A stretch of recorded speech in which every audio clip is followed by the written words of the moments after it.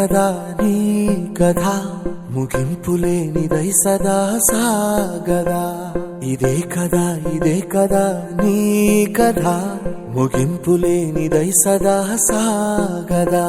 నీ కంటి రెప్పలంచున మనస్సు నిండి పొంగిన ఓ నీటి బిందువే కదా నువ్వెతు. ఊరంతా నీ కోసం ఎదురే చూస్తుంది, ప్రజలందరి గుండెల్లో నువ్వేగా కొలువుంది. నీ ఒక్కడి వల్లేగా మేమంతా గెలిచింది. తగ్గేదే లేదు, అస్సలు తగ్గేదే లేదు. ఎవ్వరు నిన్ను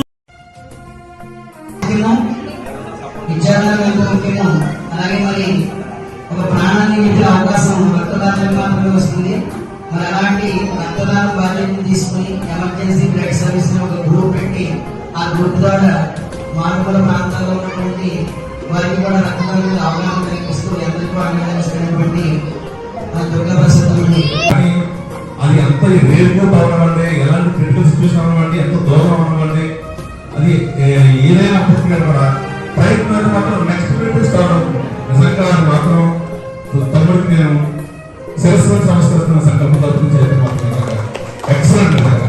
అలాగే శశి గారు కూడా ఇలాంటి ఈవెంట్స్ లో కూడా అంటే చిన్నదా పెద్దదా మెగాకే ప్రతిదీ మెగాకే పరిమాసం లేదండి. చిన్నదా పెద్దదా మనం ఒక 30 మంది ఇచ్చినా కానీ 100 మంది మనం నిలబడచ్చు. సో వచ్చిన ప్రతి అవకాశాన్ని కూడా ఇలాంటి పవిత్ర కార్యక్రమాలకి జత చేస్తూ నిర్వహిస్తున్న భరోసా శేషారెడ్డి గారికి, తమ్ముడు ప్రసాద్కి మరొకసారి థ్యాంక్స్ చెప్తాను.